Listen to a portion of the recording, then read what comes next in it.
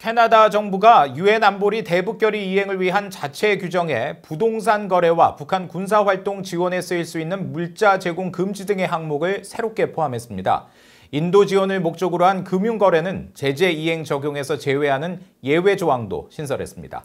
지다겸 기자가 전해드립니다. 캐나다 정부가 최근 유엔 안보리 대북결의 이행과 관련된 규정을 개정하고 군사 전용 가능성이 있는 물자 제공 금지와 선박 등록 취소, 선박 항공기 감시 강화 등을 추가했습니다.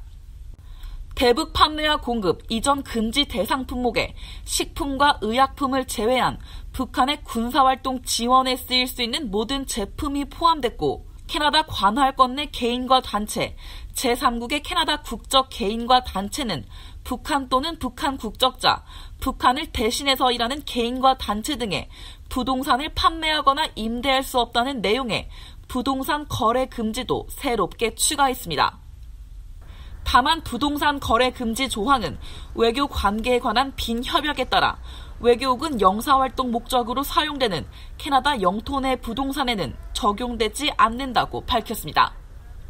개정된 규정에는 인도주의 예외 인정 등 적용 예외 조건을 적시한 조항도 추가됐습니다. 북한 내에서 행해지는 외교 혹은 영사 임무와 유엔에 의해 실행되거나 유엔과의 협력 아래 진행되는 인도주의 원조 제공 임무 지원만을 목적으로 한 활동에는 제재 이행 규정을 적용하지 않는다는 내용입니다.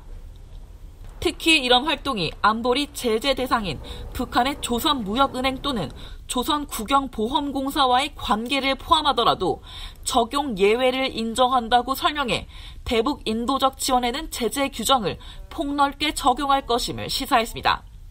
캐나다 정부는 또 만일 유엔 안보리에 사전 허가가 있다면 캐나다가 독자적으로 금지한 북한 또는 북한 관련 활동에도 예외사항 적용이 가능할 것이라고 밝혔습니다.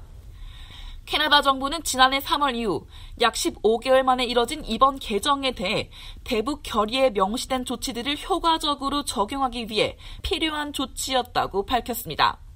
FA 뉴스 지다겸입니다.